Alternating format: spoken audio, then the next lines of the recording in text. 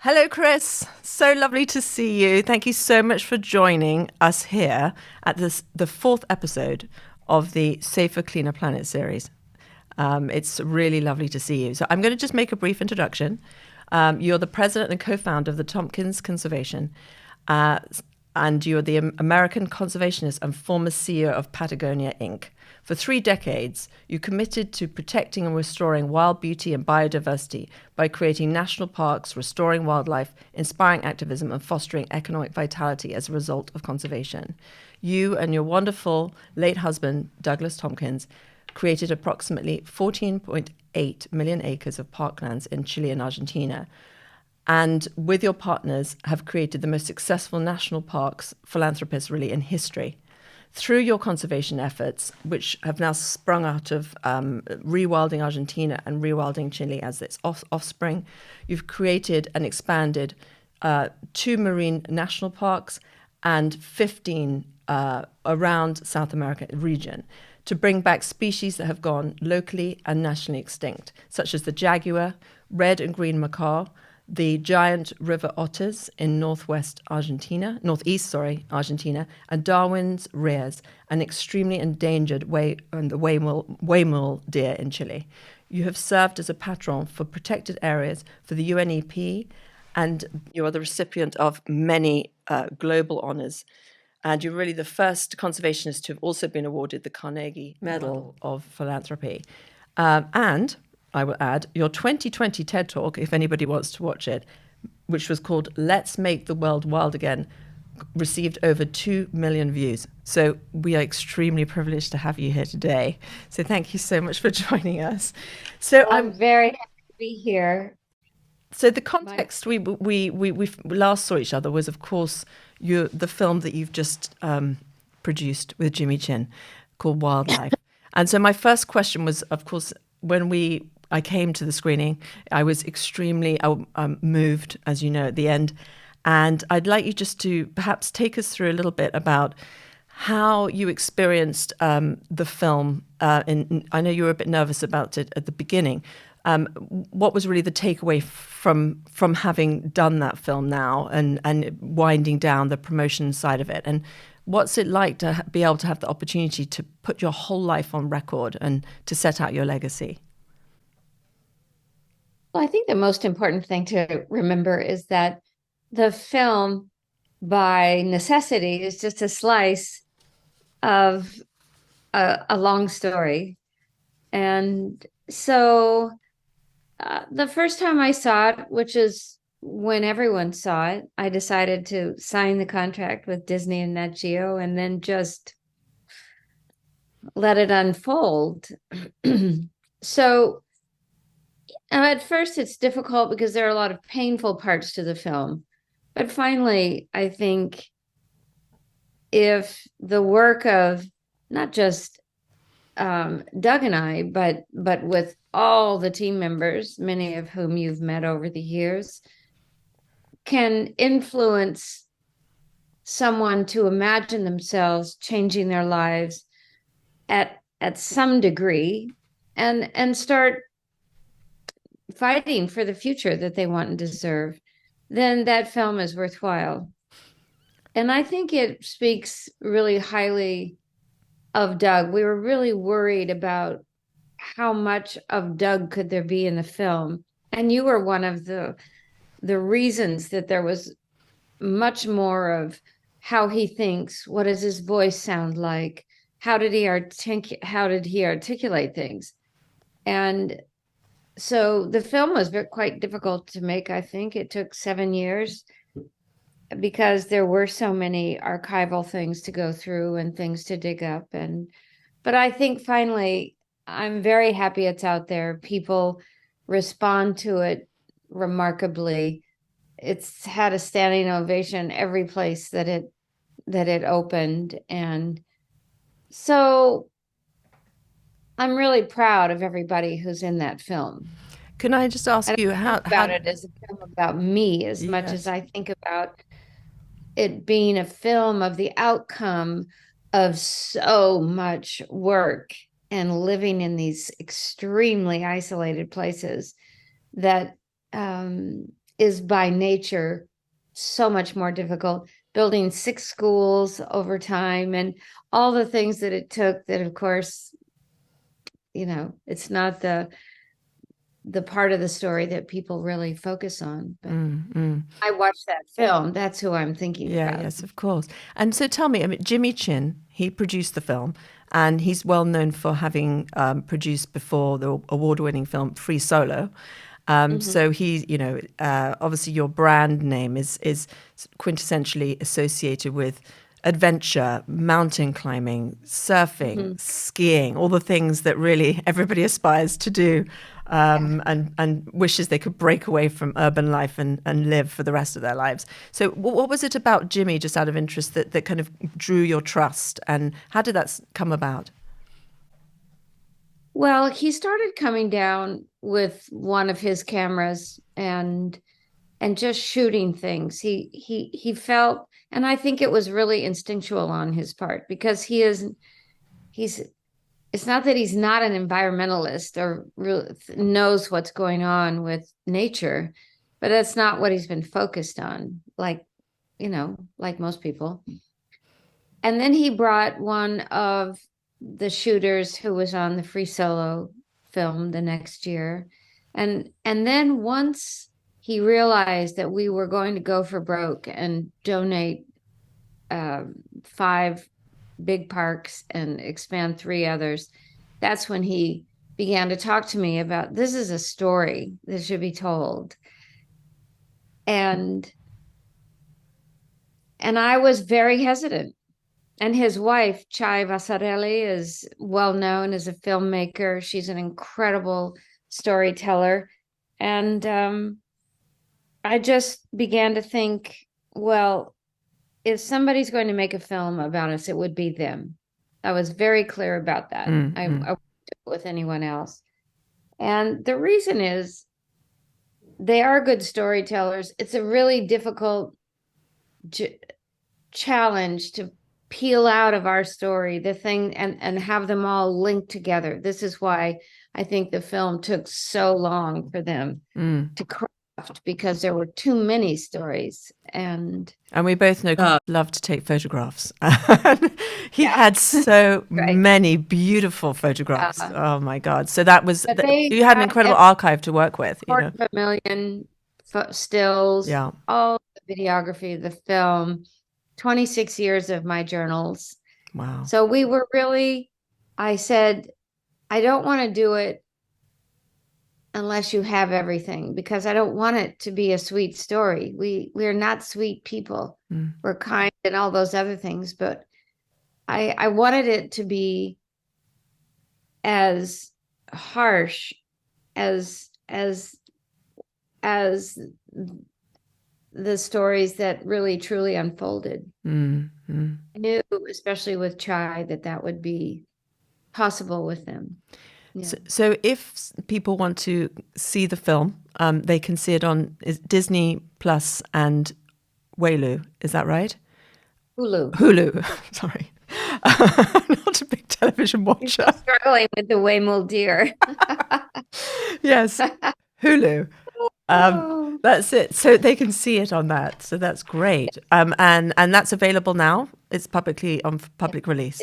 It's all over the world now. Okay, fantastic. Wonderful, wonderful. So that's fantastic. So that brings me now to really the story where I suppose my friendship with Doug kind of intertwines with some of the questions I'd love to ask you. Doug used to say, I don't do small talk. So to this extent that I want to be able to cover your projects and all that kind of thing, I'd like to just touch a little bit on some of the issues which are out there around climate change, technology, and things like that. The little tiny mini doc that I did with Doug called The Journey to the Future Patagonia National Park, where he really was showing me the vision at Pumalin and Villa Chacabuco, all the projects you were doing there in Chile and Argentina. He, at the beginning, he chose to do this. This was one of his choices.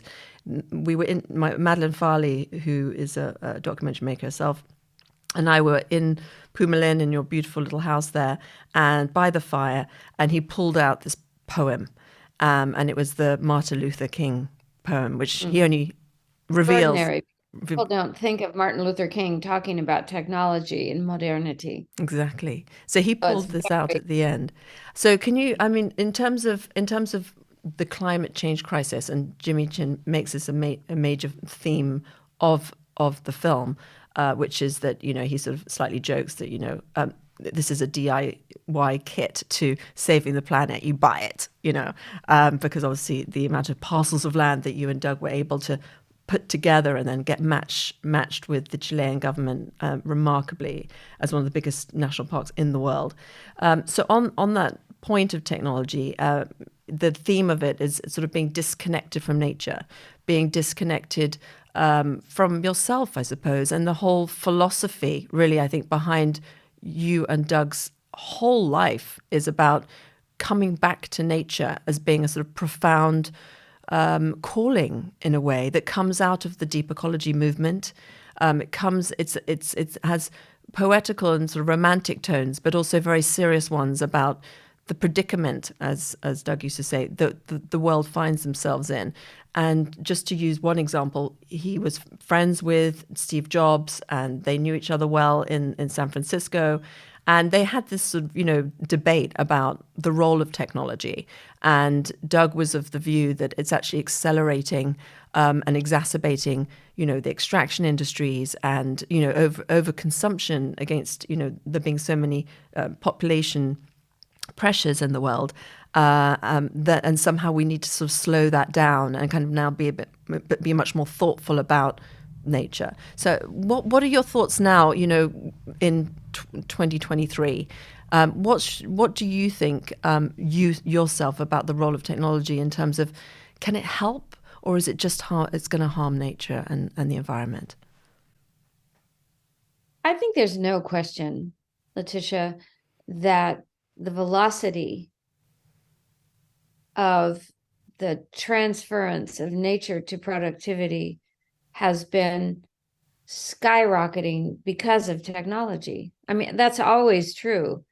In the Bronze Age, or pick a time, but in our time, after World War II, if you just look at this 70 years, the velocity of man's ability to destroy nature is enormous. So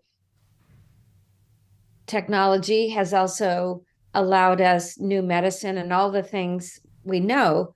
So, there's always that internal conflict and that dichotomy, that technology is useful in some areas, but it is the advancement that is destroying the odds for future on this planet.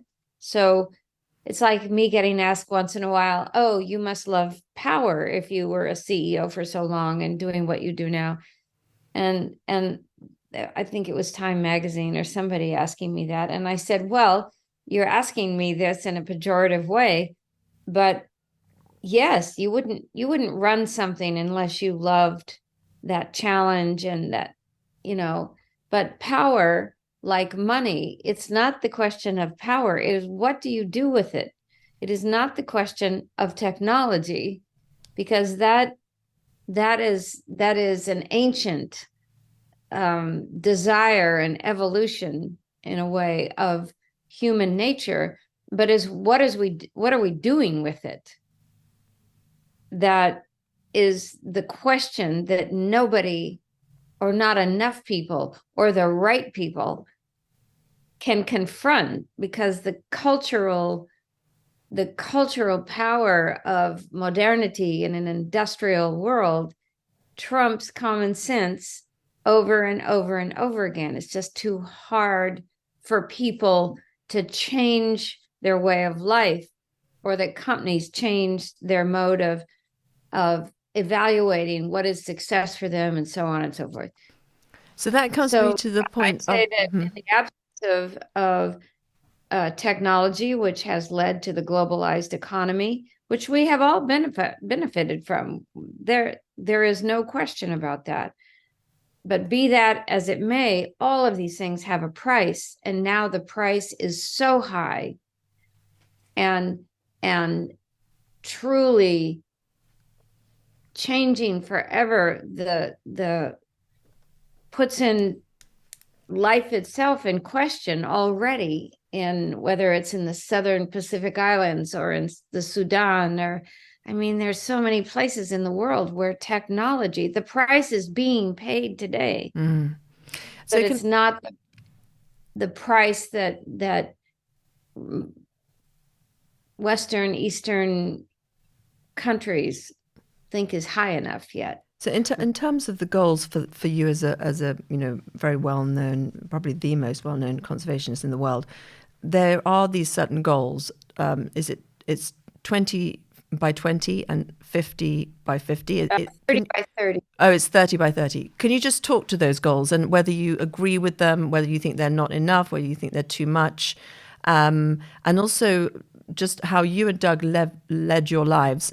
You've very much done things like we lead by example, so as both, mega brand builders, you've said this is possible. And, on the point of sustainability and ESG, before it was a thing, you just did it as part of the kind of principles in which you lived your life. And then subsequently it's been labeled. Basically, 30 by 30 is a phrase that denotes 30% of the planet being protected by 2030. So just 7 years from now, 6.5 years from now. So are we going to hit that? Probably not. But I will say that the majority of sovereign states around the world do have that as a marker, whether they're in a position to hit it or whether they even want, if that's desirable for them. And then 2050 is 50% of the planet is protected. Now, this isn't necessarily national parks. It's a combination of good agricultural practices. So are you really in a regenerative state of agriculture in your management criteria for creating food and logging and all of those things. Obviously, protected areas, both land and sea, is really numerical, and it also requires that the places that are so critical to human and non-human health long term, such as the Amazon and all the places that we refer to when we're talking about this, are they protected? And are they protected in a means that is long term? So, and it also, you have to push up against the idea of, if you get to 30-30, is that a durable 30-30? Because I question that even in our own work. It's one thing to create national parks, but are they durable? And what, it's like having children. You're never not responsible for anything in your family.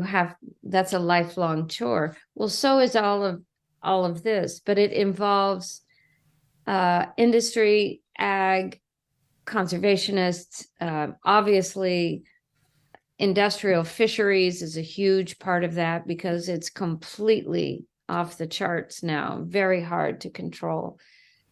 But I think that 30 by 30 has taken on a lot more weight and consciousness than I would imagined that it was possible to do. And 50 by 50, as Doug always said, well, let's start there.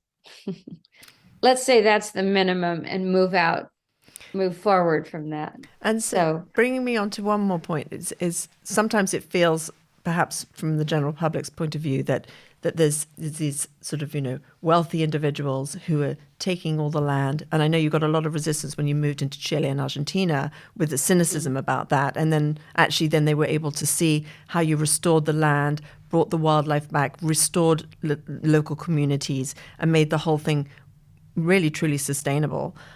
What would you say to the cynics? And also, to me, it seems that your examples of how to do it right, and there might be examples of how to do it wrong.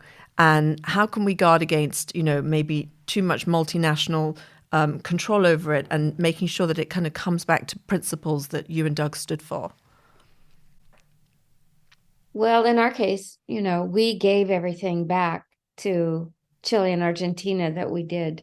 So we returned everything so that the citizens of those countries would be the legal and the owners of these projects in perpetuity. So that's the first thing. I think that's really important. How could you leave as a legacy the right way to do land restoration? And what I mean by that is, taking land and then making sure that it has enough for food security, it has enough agricultural, it can meet agricultural needs, whilst also having the combination of protecting the biodiversity. In other words, the dichotomy between ecocentricity and anthropocentricity, if you like, which is just for humans. Let's just, at the worst extreme, it's just for profit, right? And it's just all for us humans. We run the show. Whereas the ecocentrics would say, no, we have to put planet first. This seems like at the moment in 2023 that there's a kind of divide between those two camps. And, how do we come to a place where we strike the right balance? Like for you, what is the right way to get that balance from a humanist point of view, but also making sure that, nature comes first too? Well, two things. One, there is no fixed strategy. If you look at all the different projects that we've run, from national parks to provincial parks to ranches to our farms, every place has its particularities in geography, in politics, social, cultural mores. So we never have gone from one project to the next and imagined that what worked in the one we're just finishing up is going to work on the one we're embarking on. That's the first thing. What we have done in the Southern Cone might not work in Kenya, or it really is one by one in terms of strategy. I think when it comes to restoration of territories and rewilding of extirpated species, there are some universal lines in the sand that really force us to keep lifting that bar. But when it comes to the overall strategy for conservation, you have to be so particular to place. So in South America, could you give me some examples in Chile and Argentina where you felt that the whole community really embraced it in the end? Like some examples? Well, I think Iberá in northeastern Argentina, that is certainly, and the 10 communities around that 2 million acre protected area now are completely, I don't want to say reborn because, but I will say that they have evolved into being communities that were really forgotten even within their own province, to now having tremendous drive and self-confidence and security, much more security. And I mean by that familial security, economic security, and more pride, individual pride than they had before, because they have a place that people want to visit. They have a place, there's tremendous press around Iberá now. And this has gone from really, really forgotten and ignored communities all the way up to being rock stars.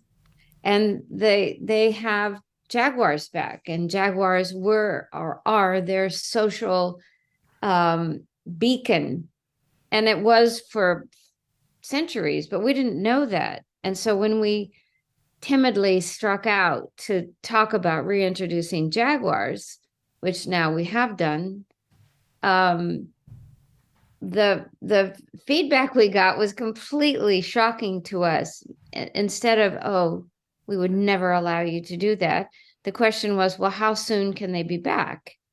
That never happened. I mean, that's a very odd circumstance. So using jaguars as an example, how did that actually end up impacting, their daily lives, for example? Because most people would think, so in Scotland, obviously, there's a big dispute with Paul about wolves.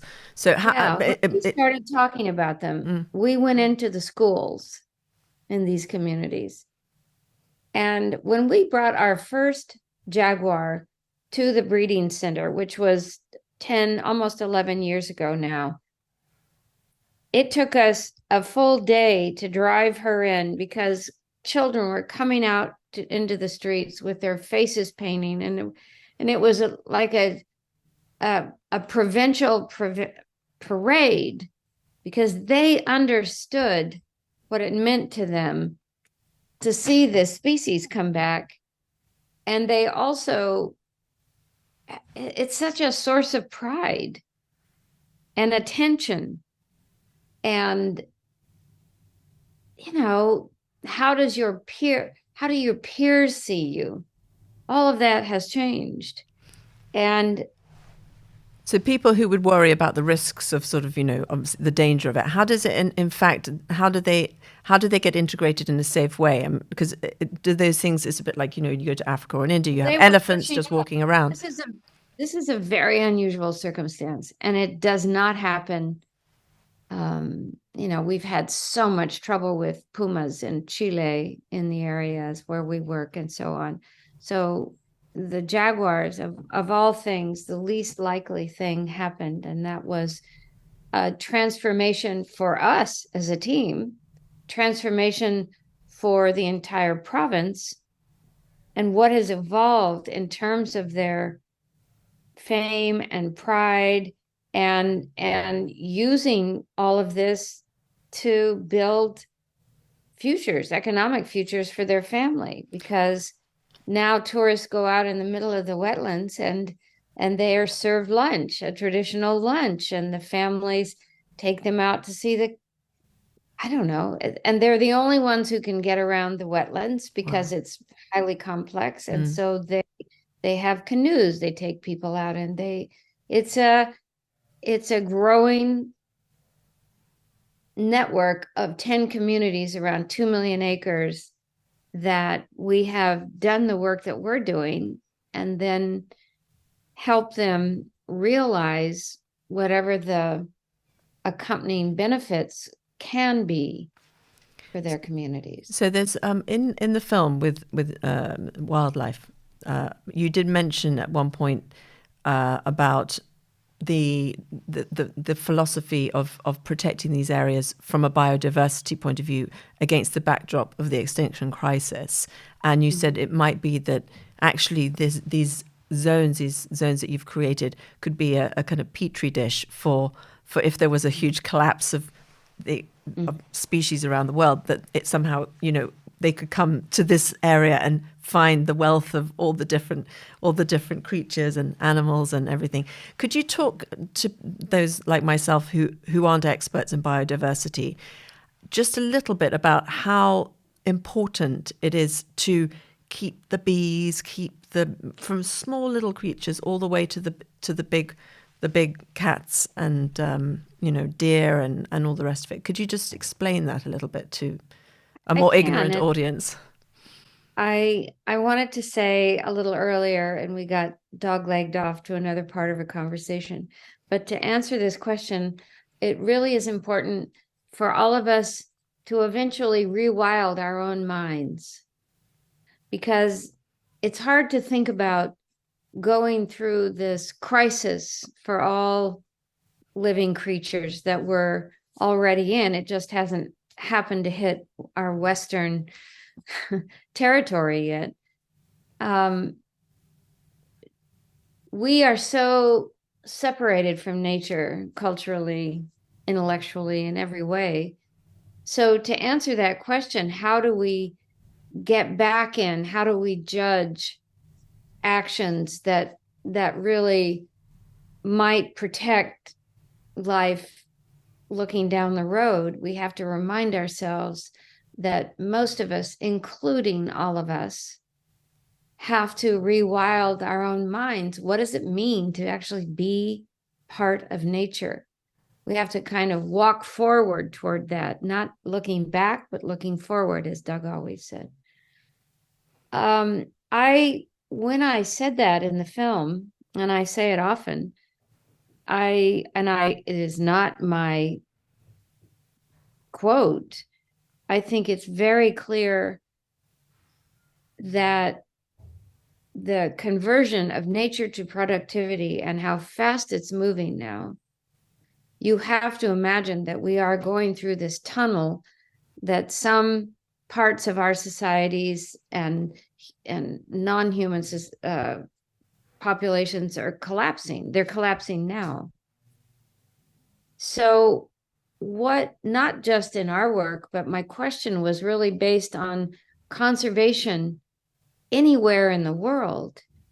As systems collapse, maybe they are or could play a little role everywhere in the world to kind of restart some of those populations that are crashing. And if we think about Indonesia, which is being flattened now, they have some of the most extraordinary forests on the planet, and they're being cut at a rate that is so unthinkable. But there are parts of those forests that have been protected. So are these capable of regenerating seeds to come back from this epoch of anthropocentric utilization of the planet toward not a planet that doesn't have any humans, but that we humans are harshly, very, very harshly reminded that we have to live within the boundaries of those systems that raise us up in the first place. To what extent have you, when you've done all your travels, because you've traveled around the world and constantly for the last, many decades, what are the examples that you've seen firsthand, which, most people don't get the opportunity to see, both that give the really stark reality? I know you've been on the Sea Shepherd a few times with Paul Watson, for example. They give you a stark realization of just how serious this situation is. And then, and as you say, there's also areas of hope. And if you were the president of America, what would you, against the backdrop of the goals you mentioned, what would you do in an ideal scenario? First of all, I have just recently come back from being in the Arctic. So of every place I've been, I will say that it was my first trip to the Arctic. I spent a lot of time in Antarctica, but this was the first to the Arctic. And honestly, Laetitia, it felt like we were participating in a wake. The sea ice, it was shocking, physically, emotionally, intellectually, so shocking to see the things that we've been hearing about. The polar regions are quite susceptible to climate. But I wept. There were some days we were in certain territories where the captain of this icebreaker I was on would talk about his experiences. A lot of these captains they specialize in ice. This is their realm. And it's painful to listen to them as we cut through open water over and over and over again, where heretofore the circumstances would have been wildly different. So, yeah, I just went through probably the most powerful experience that I may ever encounter. Wow. So, What about the forestry? You mentioned the Amazon. How serious is it in terms of felling? So just from an informative point of view, where are the extraction industries most severe, and what would be your top kind of like, fisheries, three priorities? global fisheries. Right. If you talk to Sylvia Earle, she will tell you, don't take anything else out of the sea. And that's shocking. And well, wait a minute, we like tuna or whatever it is. But industrial fishing, hands down, mining, more lithium. People think we're moving away from petroleum and so on, but all of our new technology is driving a whole new era of mining, which is really rapacious. Mining the deep sea floors now. I know that the boreal forests in Far East Russia and around are really being cut at tremendous pace. Obviously, the Amazon and some of the other forests and areas, peatlands that are being mined and or cut. That's the Amazon has the most attention, but there are a lot of cumulative areas that will have much more impact than the Amazon has. So looking at that, looking at it from a policy perspective, the Sustainability Development Goals, that come out of the UN, there seems to be, when I've looked at the directives, a kind of, a pendulum swing, if you like, between the UNEP that you were, a part of, that is really focused on environmental protection, and then the emerging countries that are saying, no, but we need electricity, we have fuel poverty, all these types of things.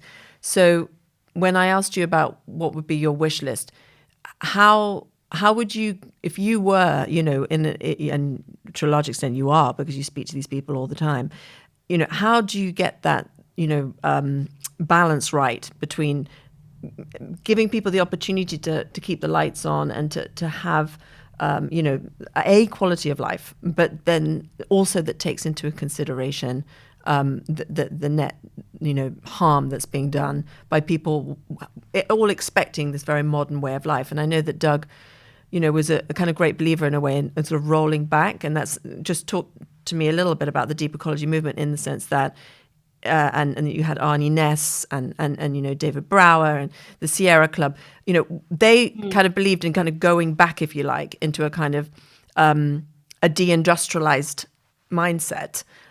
How would you get the balance right? It's a big question. I'm sorry to ask, but I am fascinated by your I would say on the first part of your question, what are some of the things that I think have to happen?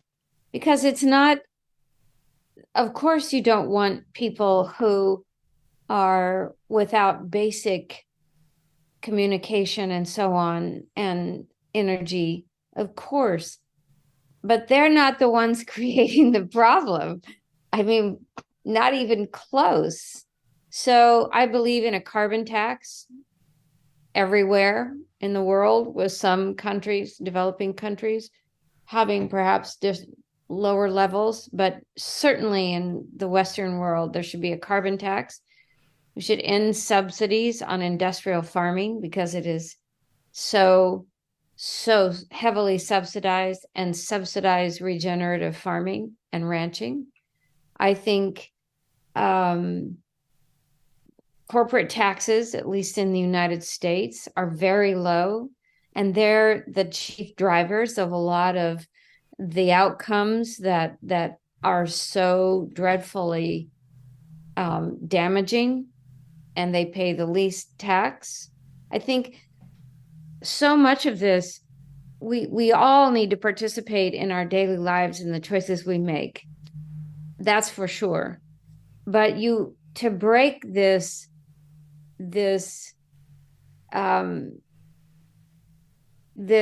systemic destruction of the planet and people's lives. You know, a lot of people feel like, oh, is climate change coming? Climate change has arrived in the cruelest of ways, with whether it's Northern Africa or the South Polynesian Islands, all over the place. Millions of people are paying the price for something, as Sir David Attenborough says so well. They're the very people who have no say in how the world is developed, and they have no resources to get out of the way. So I believe that the big changes have to come in the infrastructure that created it, and not on the backs of individuals who, as I said, have no say in really. Yeah. Well, no, that makes perfect sense. So that leads me on to the next question, actually, which is, could you just give an idea of how much, because obviously you led the way very much with Doug on eco-philanthropy or environmental philanthropy. How much is, by influencing, high net worth individuals, how are we doing? How are you doing in terms of, influencing, the world's wealthiest to take a stewardship role, if you like, in their different industries, and did your own business background help to kind of prepare you for that guiding role? Well, if you ask Yvon Chouinard how much impact he's had as the founder and leader of Patagonia for so long, he would say very little impact.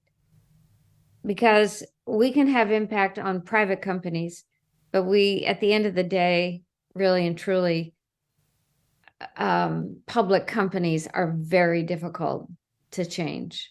And there are some huge exceptions, but by and large, most of the big industrial growth is coming out of public companies. So I think all three of us, Doug, Yvonne, and I, have felt like, do we have an impact? Yes. Is it very significant in the big scheme of things? Probably not, because business culture is hard to change, and especially if you have shareholders who are there, they just need to get the money out of that business to live. So they're much harder to drive.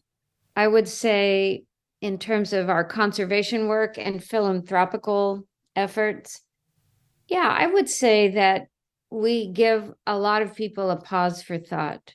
I meet a lot of people, and the only reason I would say that is that people come to us, and now me, they're in their 40s, their 50s, early 60s. They've in some cases made extraordinary sums of money, in other cases less so, but they can see themselves, they want to change their lives, and it's frightening. And most people ask me, like, how on earth did you and Doug decide to leave something that was so successful? And so there is a lot of that. And I think the film has really, that's one area I already see the film having an impact. So could you just clarify on what you did exactly in with all the land that you put together, the millions of acres in Chile and Argentina, and also what Yvonne's recently pledged with regards to his own company, Patagonia Inc. So those two things people might not be aware of. I think it's about 480 million dollars. And that's not the farms and so on. That was this is out of our family foundation. If you add on all the experimental farms and so on, it would be higher. And Yvon and his family, 2 kids, and Melinda, his wife, decided to donate the assets, the ownership of Patagonia Company, to a 501c4 nonprofit, a trust, instead of selling it for billions of dollars. It's just incredible. It's just incredible. And what's the reaction from, just out of interest, from other owners of companies of the same size? What kind of reaction have you got from that kind of decision? Um, those of us who were part of the figuring out what system to use to do this, what it might look like. We do get asked by people, especially privately held companies, and the owners are at a stage in their life where something could happen to them, and they want the company to keep going with the same ethos that it was born with, but they also want to take some money out to drive it into conservation, to the environmental movement, climate issues, and so on. So yeah, is it lots of people? Of course not, but it has influenced some very key people, I would say. Yes, that's wonderful. Yeah. And in terms of the percentage on the eco-philanthropy, am I right in thinking that it's about 4 to 6%, or am I off on that in terms of the overall pot that goes towards philanthropy, that which goes specifically to environmental protection and wildlife? In philanthropy, 3% of all philanthropy in the world goes to the environmental movement. So it's not just conservation, it's all of it. Wow. And of that 3%, 10% goes to conservation. Wow. Gosh. So that just shows you how disproportionate it is. Yeah, and that's something which most people aren't aware of, because they might think we all depend. No, that's what people need to wake up and understand, because I think when people pick up magazines or they see documentaries, I think they think it's being handled, and then the reality is that it's a tiny little drop in the ocean, as it were, and that's where the action of people like you and your community is just so crucial. So that brings me on to, in terms of people who want to get involved and who are inspired by your film Wildlife and everything that you and Doug stood for, and Yvonne, tell us about the projects that are on the ground right now that they could get involved with. I know that we've got the Ibarra project, the Patagonia Azul project, the Cape Froward, I wonder if I'm pronouncing that correctly, and then just how you've noticed that people have found it the most rewarding getting involved, because what I love so much about you and Doug is that you never make people feel like their contributions too big or too small. It's like everybody's included, and every contribution matters. And some people that see this podcast, they might think, well, I don't have much money, how can I make a difference? And yet actually they could come and volunteer on a project and do the fencing in one of the projects, or get involved with green finger projects. So give a flavor of how different levels can get involved. So on a very direct level, both countries, Chile and Argentina, have volunteer programs, and they are for everyone. And sometimes it's really hard work. We spent 10 years taking down 500 miles of fence line in Patagonia National Park, and there were 70-year-olds and 15-year-olds, and people come for 3 weeks and work like crazy, and it's an extraordinary experience. Yeah. The Ibarra project is where we're working with the greatest number of species. Okay. By far. Down in Patagonia, there's a lot of park creation going on, trails. There are tourism jobs that need to be filled. There are tough field work jobs in those harsh Patagonia winds and along the coastline and so on. So if someone is interested in working or donating and helping these projects keep going, and they're large scale, I think that's one of the chief reasons that people love participating with us, because it's very hard for people to work at the scale we work on by themselves. And that's true for people of wealth and people of no wealth. So they love to be a partner in something that is the biggest projects, combined in history. And every helping hand and every contribution goes straight to the ground. It is not used for administration and so on. So, and I can also say, because I've been to Pumalin, which is I always forget. Is it in Chile and Argentina? It's in Chile officially. Yeah. Paul Lister, who is a great friend of ours, who's also a massive rewilder here in the UK, he used to say, I need to get back to Patagonia and get my fix, because just in terms of the experience of being in the environment, it's like magic. It's like going to 1,000 spas, it's something which you can't explain until you go there, in terms of how you actually feel, because it's such a contrast to anything that you've ever experienced. You don't get it in Europe. I've actually had it nowhere else in the world. So people need to. That's why Europeans love the Patagonia territory. Yeah.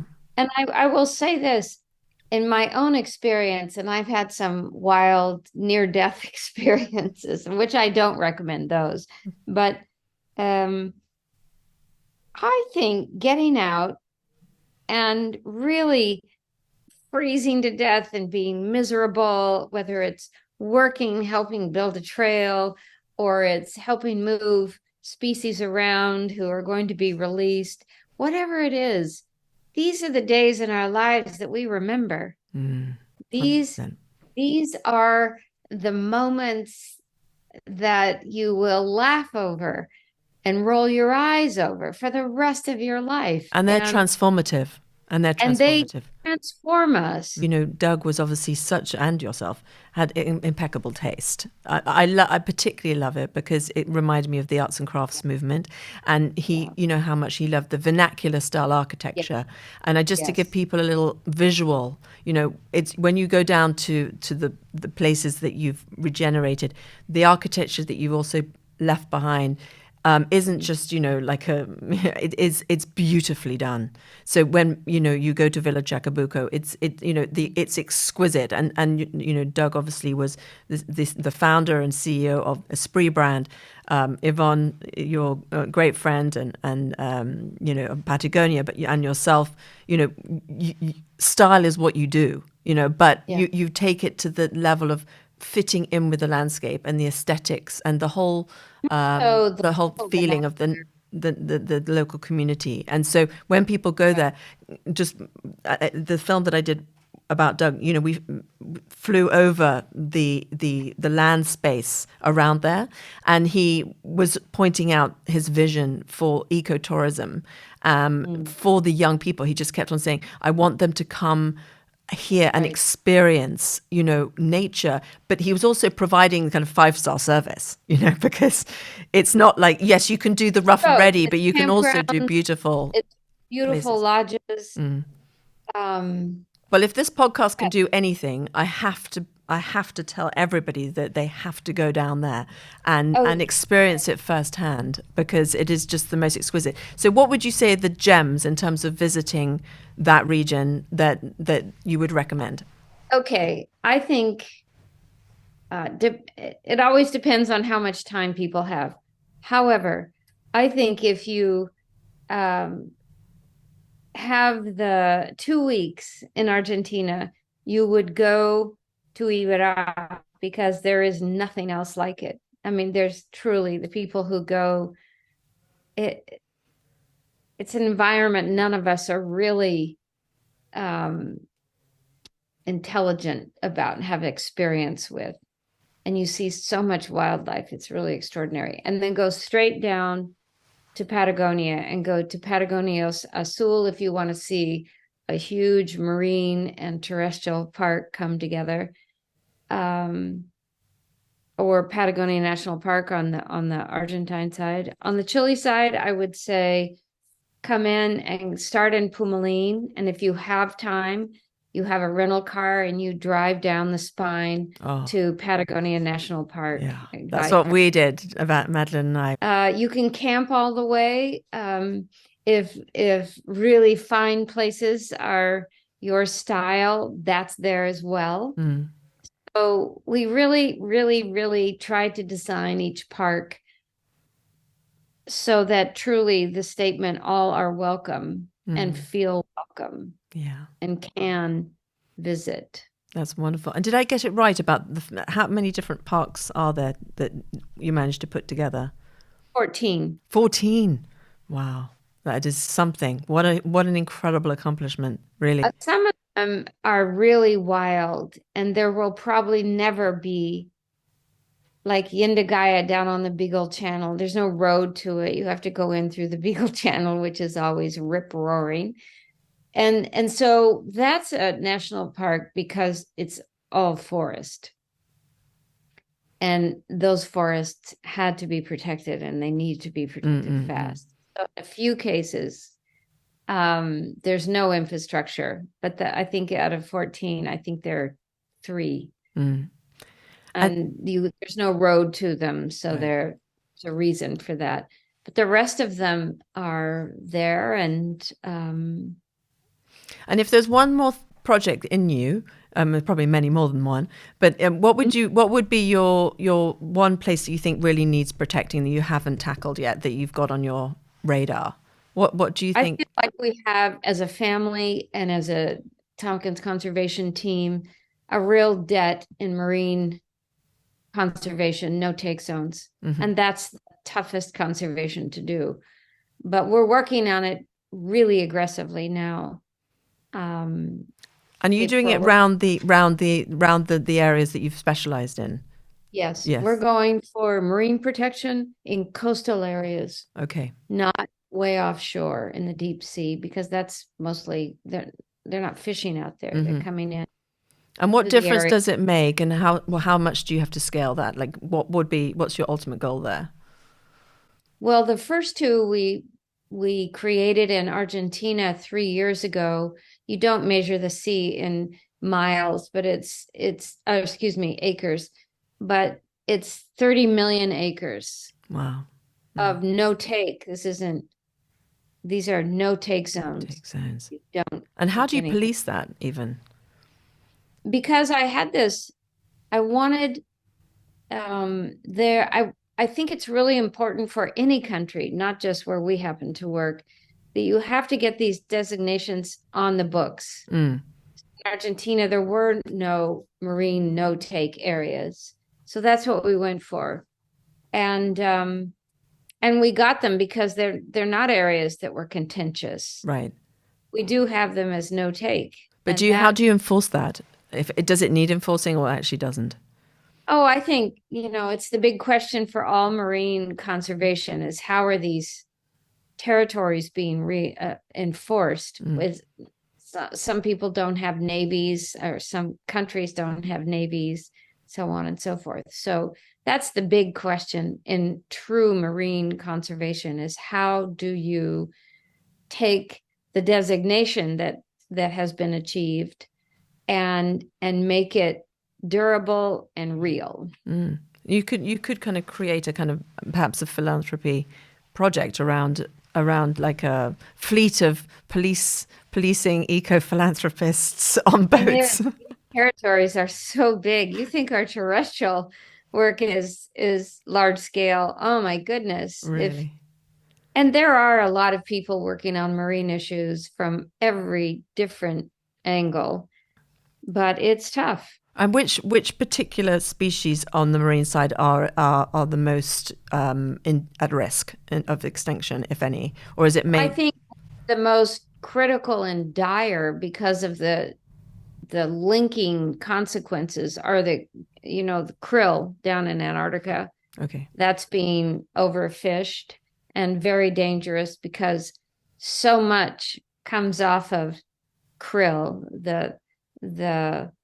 The impact of phytoplanktons and krill and the condition of the tiny things in the sea, if those aren't there, then it goes like a zipper right up to everybody else. Including the whales, I presume. And small fish, since a lot of the big fish have been fished out, the sardine and anchovy fisheries are just vacuum cleaners now. Wow. And if those disappear, that triggers special downfalls that I can't even comprehend. Well, it's good to know that, because these are areas that a lot of people aren't necessarily thinking about. That's why I raised it. But I tell you, once you get involved with marine, the reality is of the marine health, it's really as daunting, if not more so, than terrestrial. Yes. Well, on that note, I want to be able to tell people that they can get involved with Tompkins Conservation, and I'm going to give them they have to go to the section which is called Get Wild, so they can get wild, and they go to the website, if I'm going to say it now verbally, so they've got it. It's www.tompkinsconservation.org. And on that note, I'm so grateful, Chris. It was so lovely to speak to you. Thank you for giving me this time. But it was very special, and I wanted to kind of just take. And it's delightful for me personally. Yeah, so I'm really so grateful, and it was incredibly informative. And thank you for sharing your special thoughts. And I send all my love, and I hope to see you when you're next in London. Me too. Okay. Or if you come to the States, come and find me.